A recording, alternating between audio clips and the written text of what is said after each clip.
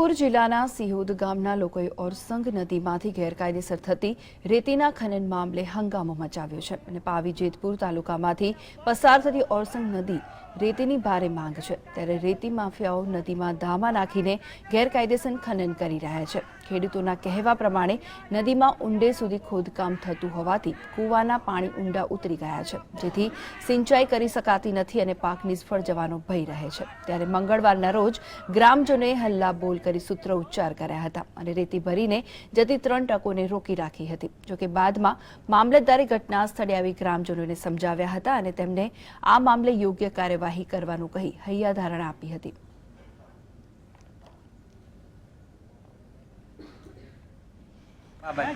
કે આ ઓરસંગ તથા ભારત નદીના સંગમ પર જે ગેરકાયદેસર લીજો ચાલે છે અમારા ગામની અંદર, એ લીજો ગામ પંચાયતના ઠરાવ વગર ચાલે છે અને બિનકાયદેસર ચાલે છે।